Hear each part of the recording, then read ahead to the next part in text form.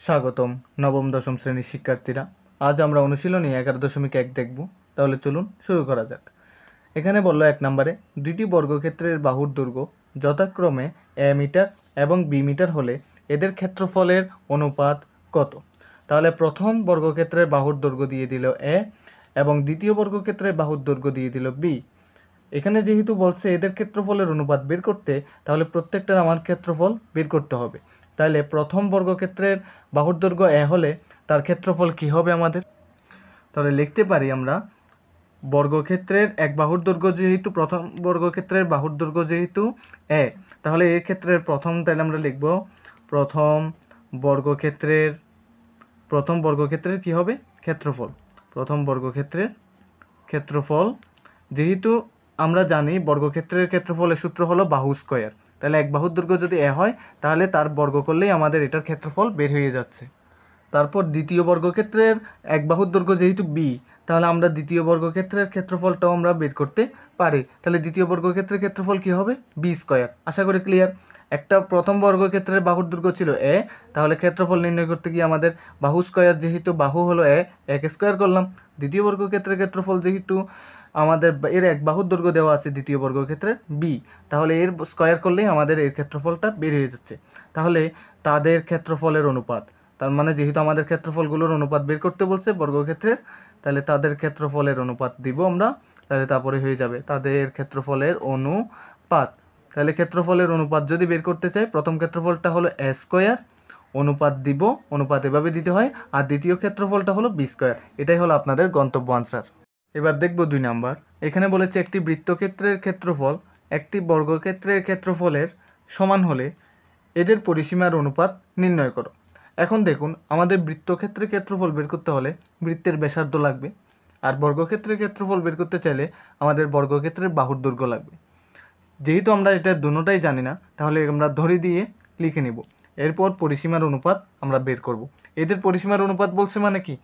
বৃত্তের পরিসীমা এবং বর্গক্ষেত্রের পরিসীমার অনুপাত নির্ণয় করতে বলা হয়েছে। তাহলে আমরা যেহেতু বললাম ধরি দিয়ে শুরু করব, তাহলে ধরি বৃত্তের ব্যাসার্ধ, ঠিক আছে, বৃত্তের ব্যাসার্ধ আমি যেহেতু জানি না, তাহলে ব্যাসার্ধ আমরা ধরে নিব আর, ঠিক আছে। আর বর্গের এক বাহুর দৈর্ঘ্য দিব, বর্গের এক বাহুর দৈর্ঘ্য আমরা ধরে নিব কত? এ ধরে নিব, ঠিক আছে। এখন এখান থেকে আমাদের একটা কাজ করা লাগবে, সেটা হলো যেহেতু বললো বৃত্তের ক্ষেত্রফল এবং বর্গের ক্ষেত্রফল সমান হলে, তাহলে আমরা লিখি প্রশ্ন মতে, এখানে দিতে হবে প্রশ্ন মতে। ক্লিয়ার? তাহলে বৃত্তের ক্ষেত্রফল বলছে না, বৃত্তের ক্ষেত্রফল বর্গের ক্ষেত্রফলের সমান হলে বলছে, তাহলে বৃত্তের ক্ষেত্রফল সমান বর্গের ক্ষেত্রফল, এটা লিখতে পারতেছি, ঠিক আছে। তাহলে যেহেতু প্রশ্নে এরকম বলা হয়েছে, তাহলে আমরা সেই অনুসারে লিখলাম। বৃত্তের ক্ষেত্রফলের সূত্র অনুসারে আমরা জানি যে পাই আর স্কোয়ার হয়ে থাকে, পাই আর স্কোয়ার। যেহেতু আমি ব্যাসার্ধ আর ধরে নিছি, তাহলে আর স্কোয়ারই ইউজ করতে পারতেছি, তাহলে পাই আর স্কোয়ার। ক্লিয়ার? তো সমানটা বসাবো। বর্গের ক্ষেত্রফলের সূত্র কি জানি? বাহু স্কোয়ার। তাহলে এক বাহুর দৈর্ঘ্য কত? এ, তাকে স্কোয়ার আকারে দেখিয়ে দেব। ক্লিয়ার? এখন যেহেতু আমরা একটা অনুপাত বের করতে চাইতেছি, কিসের? পরিসীমার। এদের পরিসীমার অনুপাত বের করতে চাইতেছি, তাহলে এদের যে বাহুর দৈর্ঘ্য আছে, যেমন বর্গের ব্যাসার্ধ আছে এবং বৃত্তের ব্যাসার্ধ আছে এবং বর্গের এক বাহুর দৈর্ঘ্য আছে, এদেরই আমি যেহেতু অনুপাত দেখাবো, তাহলে এদেরকে এক পাশে নিয়ে আসার চেষ্টা করব। এখন এই পাইটা যেহেতু এই পাশে গুণাকারে আছে, এটা ওই পাশে গেলে কি হবে? ভাগাকার রূপ লাভ করবে। তাহলে নিচে আসতেছে পাই, স্কোয়ার লিখতে পারতেছি। এখন দেখুন, এই স্কোয়ারটা এখানে গুণাকারে আছে উপরের দিকে, সেটা এখানে ভাগাকারের রূপ লাভ করবে। তাহলে ভাগাকারে দিলাম, উপর থেকে যখন এটা নিয়ে আসছি, তাহলে এখানে 1 লিখে দিতে হবে। ক্লিয়ার? এখন এটাকে একটু মডিফাই করব সুন্দরভাবে। দেখুন, আর বাই এ স্কোয়ারটাকে আমরা বাইরে নিয়ে আসবো, 1/পাই লিখে রাখবো। এখন এই স্কোয়ারটা যদি আমি এর পরের লাইনে না লিখি, অপর পাশে আমাদের কি চলে আসবে? রুট চলে আসবে। যদি রুট চলে আসে, তাহলে সেটাকে একটু মডিফাই করে লিখি। 1কে রুট করলে আমরা 1 পাই, পাইকে রুট করলে আমরা দশমিক বেশি চলে আসবে, তাই আমি রুট পাই লিখে রাখলাম। ক্লিয়ার? এখন লাস্টে আমাদের বলে দেওয়া হয়েছিল, একটু প্রশ্নের দিকে লক্ষ্য রাখবো।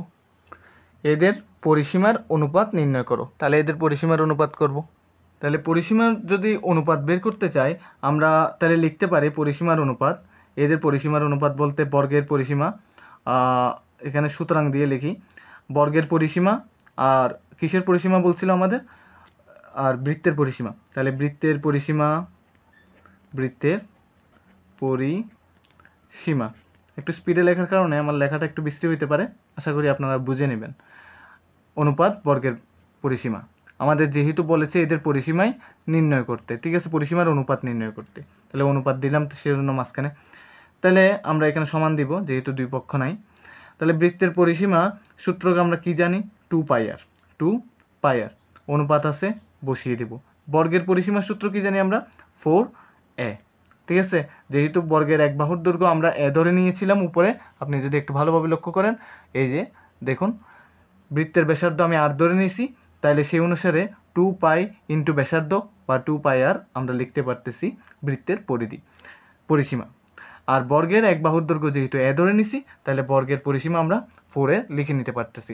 সেখান থেকে আমরা এই অনুপাত দিয়ে কি বোঝানো হয়, ভাগ বোঝানো হয়। তাহলে আগে যেটা আছে সেটা উপরে বসবে আর পরে যেটা আছে সেটা নিচে বসবে। তো বসলে 2কে 4 দিয়ে কাটলে আর থাকতেছে 2, ক্লিয়ার। এখন উপরে থাকতেছে পাই, এদিকে থাকতেছে আর এখানে নিচে থাকতেছে আপনার 2a। এখন এই জায়গা থেকে একটু ভালোভাবে লক্ষ্য করুন যে আমরা r/a এর মান কত পাইছি। আমরা একটু আলাদা করি, π/2 ইন্টু r/a। দেখি r/a এর মান কি পেয়েছি। r/a এর মান পেয়েছি 1/√π। আশা করি ক্লিয়ার। 1 কি পেয়েছি আমরা, √π। তাহলে আমরা এটা একটু পাশে করি, π/2 π ডিভাইডেড বাই 2 ইন্টু r/1/√π পাইছিলাম, এটার মান r/a এর মান। তাহলে আমি সেই অনুসারে এটার বদলে r/a এর বদলে আমি 1/√π বসিয়ে দিয়েছি। এই পাইটাকে আমরা ভেঙে এভাবে লিখতে পারি √π ইন্টু √π, ঠিক আছে। এখানে আছে 2 ইন্টু √π, ক্লিয়ার।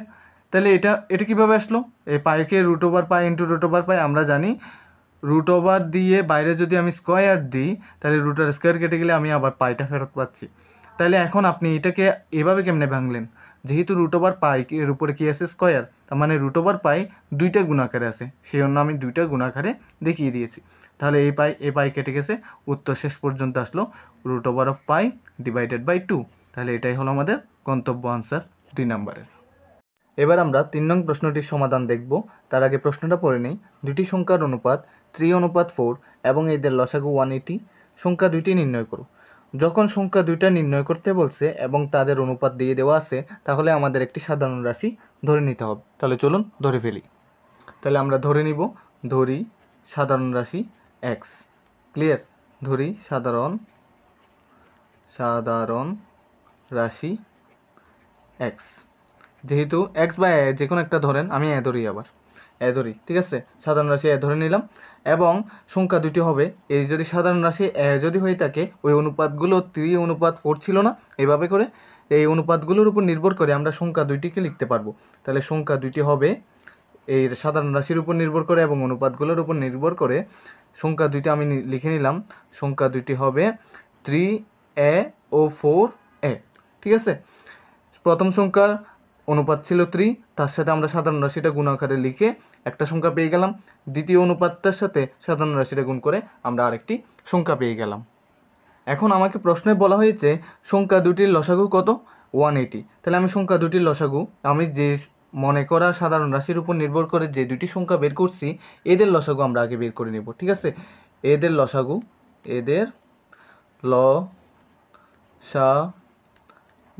বা লঘিষ্ঠ সাধারণ গুণিতক। এখন আপনি যদি লসাগু করেন, এদের মধ্যে আগে মিলগুলো নেবেন। মিল কি আছে, এ মিল আছে, তাহলে এ নেন। তারপরে অমিল কি আছে, 3 অমিল আছে। তারপরে অমিল আছে আরেকটা 4। তাহলে এদের লসাগু এখন নির্ণয় করে ফেলেন। 3 4 হয় 12, সঙ্গে আপনার আছে এ। তাহলে 12 এ হলো আমাদের কি লসাগু। কিন্তু এটা হলো কি আমাদের ধরে নেওয়া সাধারণ রাশির উপর নির্ভর করে আসা লসাগু। আর অরিজিনাল লসাগুটা কত, 180। তাহলে এখন দিয়ে বা প্রশ্ন মতে দিয়ে একটা লিখি, আপনি কি করতে পারেন, 12a সমান 180 লিখতে পারেন। এটা আপনার বুঝতে হবে এখানের মধ্যে এই জিনিসটা 12a যেটা আছে সেটা আমাদের ধরে নেওয়া সাধারণ রাশির উপর নির্ভর করে আসা 12a, আর এটা হলো অরিজিনাল 180 যেটা প্রশ্নে দেওয়া আছে সেটার উপর। এখন এই দুইটাকে আমরা সমান আকারে লিখতে পারবো, কারণ দুইটা একটা কাল্পনিক একটা হলো বাস্তবিক। দুইটাকে আমরা একাধারে আমরা সমান আকারে লিখতে পারলে এখান থেকে আমরা সাধারণ রাশির মানটা বের করে নিব। 12 আর পাশাপাশি আছে মানে গুণ আকারে আছে, তাহলে একে রেখে দেন, এই গুণ আকারে যে 12টা আছে সেটা এই পাশে চলে গেলে ভাগাকার রূপ লাভ করবে, আর উপরে 180 আছে বসিয়ে দিতে পারতেছি।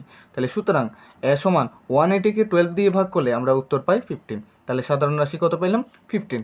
এখন আমরা সংখ্যা দুইটা বের করে ফেলতে পারতেছি খুব সহজেই। দেখুন সংখ্যা দুইটি না লিখে সংখ্যা প্রথমটি লিখি, কারণ একটা একটা করতে হবে, যেহেতু প্রথমটা হলো 3a বলছিলাম, এই 3a কে দিয়ে বের করব প্রথমটি, ঠিক আছে? 3a সংখ্যা প্রথমটি হলো 3a, তাহলে 3a যেহেতু 3 পাশে পাশাপাশি আছে মানে গুণাকারে আছে, তাহলে এর মানটা কত পাইছি আমরা? 15। তাহলে 15টা বসাবো, 3 15 কত হয়? 45। তাহলে পেয়ে গেলাম সংখ্যা দ্বিতীয়টি কি বের করছিলাম আমরা? 4a। তাহলে 4a দিব, তাহলে 4-এর পাশে পাশাপাশি আছে মানে গুণাকারে আছে, তাহলে 4 ইন্টু এর মান কত পাইছি? 15। তাহলে 4 ইন্টু 15, তাহলে 4 15 হয় 60। তাহলে এই দুইটাই হলো আমাদের আনসার, একটা হলো 45 আর একটি হলো 60। এবার আমরা 4 নং ম্যাথটি দেখব। এখানে বলা হয়েছে একদিন তোমাদের ক্লাসে দেখা গেল অনুপস্থিত ও উপস্থিত শিক্ষার্থীর সংখ্যার অনুপাত 1:4। অনুপস্থিত শিক্ষার্থীর সংখ্যাকে মোট শিক্ষার্থীর সংখ্যার শতকরায় প্রকাশ করো। এখানে একটা জিনিস বুঝতে পারতেছি, এখানে যেহেতু বলছে অনুপস্থিত ও উপস্থিত শিক্ষার্থীর সংখ্যার অনুপাত, তার মানে এই 1টা হলো অনুপস্থিত শিক্ষার্থীর অনুপাত আর শিক্ষার্থীর সংখ্যার অনুপাত, এবং উপস্থিত শিক্ষার্থীর সংখ্যার অনুপাত কোনটা? 4। যেহেতু অনুপস্থিত আগে আছে তাহলে 1টা হবে অনুপস্থিতের জন্য, উপস্থিত যেহেতু পরে আছে তাহলে এর পরের সংখ্যাটা অবশ্যই উপস্থিতের জন্য হবে। এটা ক্লিয়ার। যেহেতু আমাকে একটা অনুপাত দিয়ে দেওয়া আছে তাহলে আমাদের একটা সাধারণ রাশি ধরে নিতে হয়, তাহলে আমরা ধরে নিব কি? সাধারণ রাশি এ ধরি সাধারণ রাশি এ ধরে নিব, ঠিক আছে? এখন তার উপর নির্ভর করে আমরা অনুপস্থিত শিক্ষার্থীর সংখ্যা আমরা নির্ণয় করতে পারতেছি এই সাধারণ রাশির উপর নির্ভর করে। অনুপস্থিত শিক্ষার্থীর সংখ্যা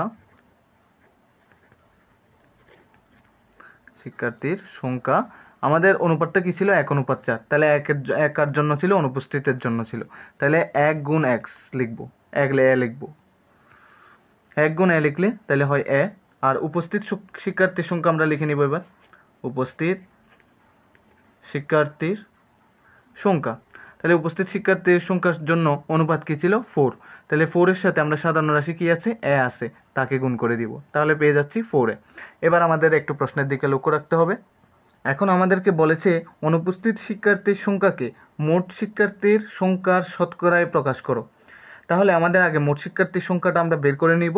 কিভাবে? দেখুন অনুপস্থিত শিক্ষার্থীর সংখ্যা আছে এ, উপস্থিত শিক্ষার্থীর সংখ্যা আছে 4a। তাহলে আমরা মোট শিক্ষার্থীর সংখ্যা খুব সহজেই বের করতে পারবো। তাহলে লিখতে পারি মোট শিক্ষার্থীর সংখ্যা সমান, তাহলে অনুপস্থিত শিক্ষার্থীর সংখ্যা এবং উপস্থিত শিক্ষার্থীর সংখ্যা যোগ করে দিলেই আমাদের মোট শিক্ষার্থীর সংখ্যা বের হয়ে যাবে। তাহলে পেলাম কত? ও এ প্লাস 4a মানে 5a। তাহলে মোট শিক্ষার্থীর সংখ্যা বের করে ফেললাম। এখন আমাদেরকে প্রশ্নে যেটা জানতে চাওয়া হয়েছে, এখানে বলা হয়েছে অনুপস্থিত শিক্ষার্থীর সংখ্যাকে মোট শিক্ষার্থীর সংখ্যায় শতকরায় প্রকাশ করতে। তাহলে আমি সেই অনুসারে লিখে নিলাম, অনুপস্থিত শিক্ষার্থীর সংখ্যাকে মোট শিক্ষার্থীর সংখ্যায় শতকরায় প্রকাশ করলে হয় সমান, আপনার অনুপস্থিত শিক্ষার্থীর সংখ্যা কি আছে? আপনার এ আছে, তাহলে এ লিখব, ভাগ দিব আপনার মোট শিক্ষার্থীর সংখ্যাকে দিতে বলছে না, তাহলে মোট শিক্ষার্থীর সংখ্যা আপনার কত আছে? 5a, সেটা লিখব। যেহেতু শতকরায় প্রকাশ করতে বলছে গুণ দিয়ে আমরা 100 দিব। আশা করি ক্লিয়ার, আপনারা বুঝতে পারছেন। এখন এখান থেকে কাটাকাটি করে আপনার উত্তর বের করবেন। এ কেটে যাবে, 5কে 100 দিয়ে কাটলে আপনি পাবেন 20, কারণ জানি আমরা 5 20-এ 100 হয়, অথবা 5 দুগুণে 10 আর একটা শূন্য থাকে উপরে তুলে রাখলাম, তাহলে উত্তর পাচ্ছি আমরা কত? 20%। আশা করি ক্লিয়ার। আমরা এবার 5 নাম্বার দেখব। এখানে বলা হলো একটি দ্রব্য ক্রয় করে 28% ক্ষতিতে বিক্রয় করা হলো এবং বিক্রয় মূল্য ক্রয় মূল্যের অনুপাত নির্ণয় করো। এখন আমরা দ্রব্যের ক্রয় মূল্যই জানি না, তাহলে আমরা ক্ষতিতে যে বিক্রয় করছি সেটা বের করব কিভাবে? সেটা তো জানি না। তাহলে ক্রয় মূল্য এমন একটা রাউন্ড ফিগারে আমাদের ধরে নিতে হবে, এতে করে আমরা বিক্রয় মূল্যটা বের করতে পারবো। ক্লিয়ার? তারপর এরপর বিক্রয় মূল্য ক্রয় মূল্যের অনুপাত বের করে নিব। এখন যেহেতু 28% ক্ষতিতে বলছে, 28% মানে কি 28/100, আর যদি বাংলায় বলি 100 ভাগের 28 হয়। এখন যেহেতু 100 শব্দটা এখানে আসতেছে, 100 সংখ্যাটা এখানে আসতেছে এই পার্সেন্টেজের কারণে, আমরা ক্রয় মূল্যকে একটা রাউন্ড ফিগারেও ধরে নিব বলছি, তাহলে আমরা ক্রয় মূল্য 100 টাকা ধরে নিই। তাহলে আমরা শুরু করতে পারি। ধরি ক্রয় মূল্য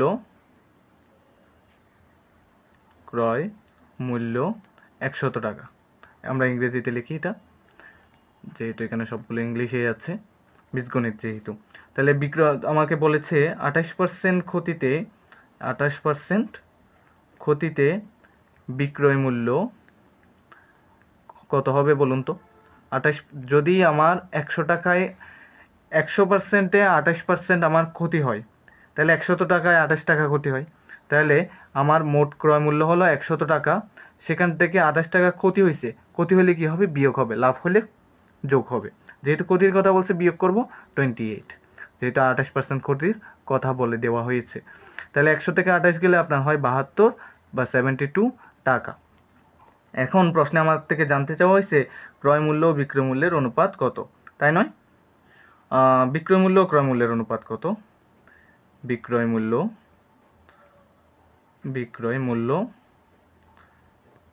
ও ক্রয় মূল্যের অনুপাত। ঠিক আছে, বিক্রয় মূল্য ক্রয় মূল্যের অনুপাত, এটা এখানে লেখা যাক। দেখুন বিক্রয় মূল্য কত আছে আপনার? 72 অনুপাত দিলাম, ক্রয় মূল্য কত আছে আপনার? 100। তাইলে এই দুইটা সংখ্যাকে এই অনুপাত দিয়ে কি বোঝায়? ভাগ বোঝায়। ঠিক আছে, তাহলে আমরা আর ভাগে নিলাম না, এতটুকুই রাখি। অনুপাত যেহেতু আমরা বের করবো আবার, তাহলে দেখুন এই দুইটা সংখ্যাকে আপনার 4 দিয়ে ভাগ যায়। আপনি যদি না পারেন 2 দিয়ে ভাগ 2বার করবেন, যেহেতু জোড় সংখ্যা আছে 2 দিয়ে তো ভাগ যাবেই। আমি 2 দিয়ে ভাগ না করে, আমার যেহেতু নামতা জানা আছে, তাই সেই জন্য আমি কি করলাম? 4-এর নামতায় কাটলাম। এটাকে যদি আমি 4-এর নামতায় কাটি, তাহলে তাকে 18, 4-18 72 হয়, আর 4-25-এ 100 হয়। তাহলে আমরা পেয়ে গেলাম 18:25। তাহলে এটাই হলো আমাদের গন্তব্য আনসার। এবার আমরা 6 নং অঙ্কটি দেখব। এখানে বলা হলো পিতা ও পুত্রের বর্তমান বয়সের সমষ্টি 70 বছর। 7 বছর পূর্বে বা 7 বছর পূর্বে তাদের বয়সের অনুপাত ছিল 5:2।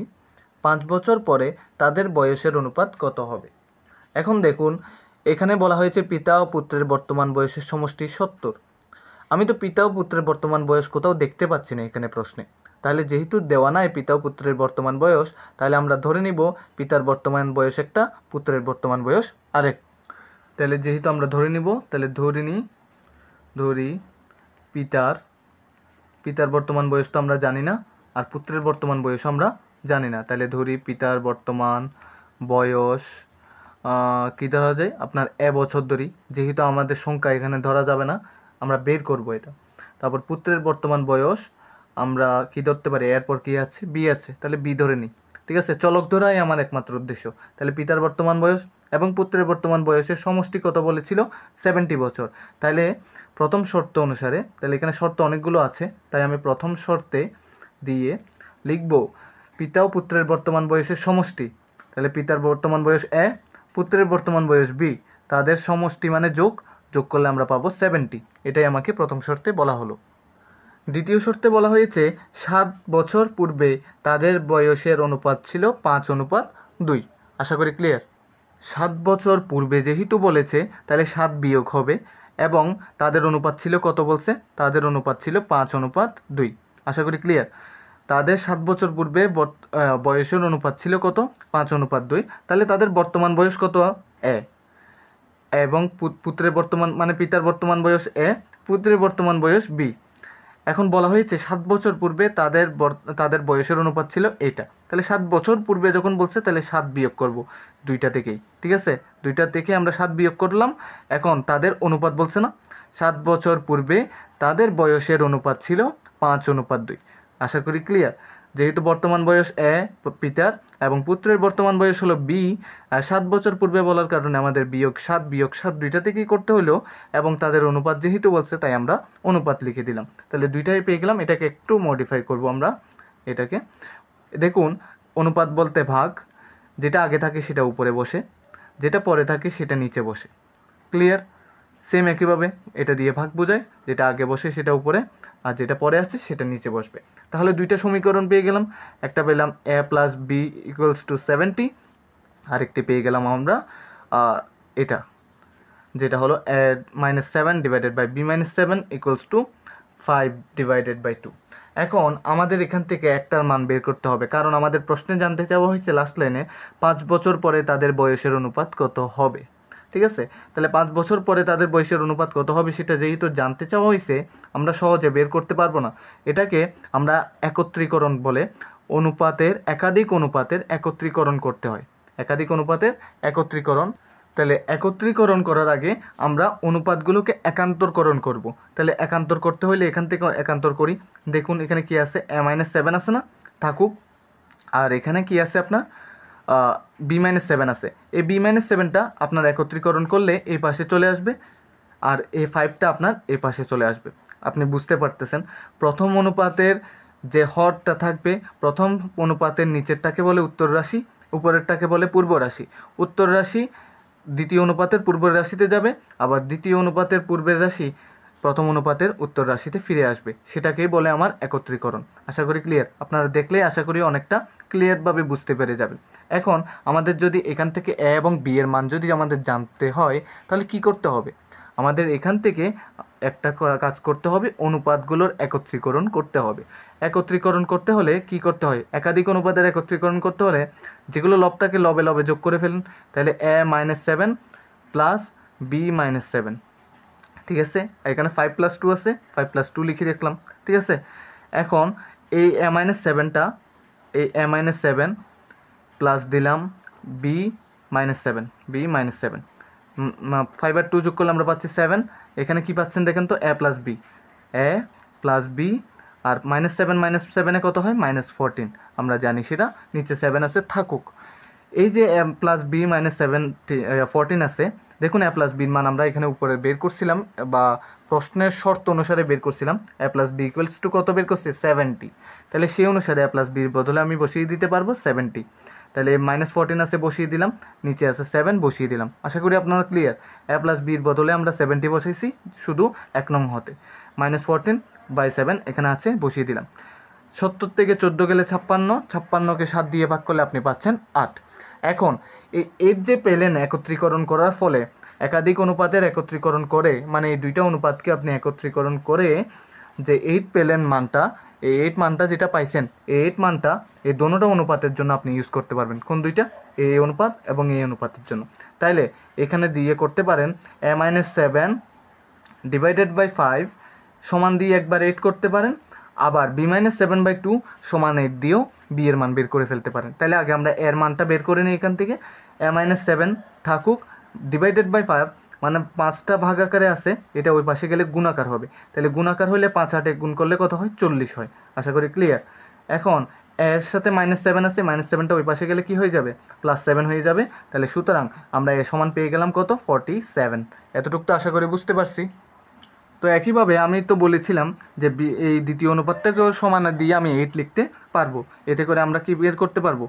বি এর মানটাও বের করতে ফেলতে পারবো। তাহলে b-7 divided by 2 equals to 8 থাকুক। তাহলে এখান থেকে আমরা করতে পারি কি, b-7কে রাখুন, 2টা ভাগ আকারে আছে, ওই পাশে গেলে গুণাকার হবে। তাহলে 8 দুগুণে গুণ করে দেন একেবারে 16।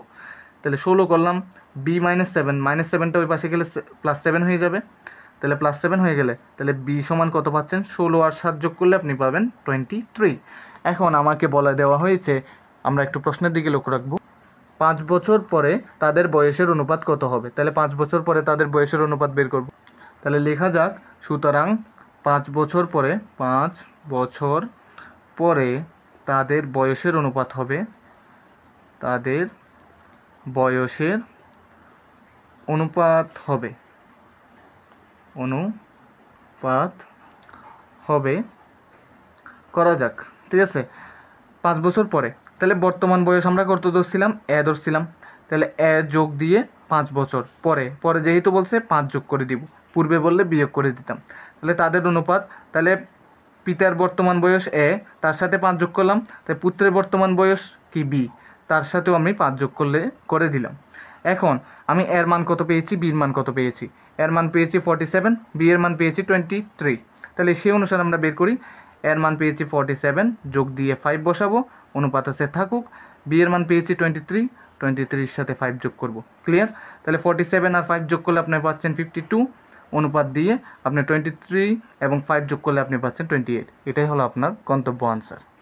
যেহেতু 5 বছর পরে তাদের বয়সের অনুপাত জানতে চাওয়া হয়েছে, তাহলে বর্তমান বয়সের সাথে 5 যোগ করছি, দুইজনেরই বর্তমান বয়সের সাথে 5 যোগ করে দিলাম, যোগ করে যা পাইছি সেটাই হলো আমার অনুপাত। তাহলে গন্তব্য আনসার পেয়ে গেলাম।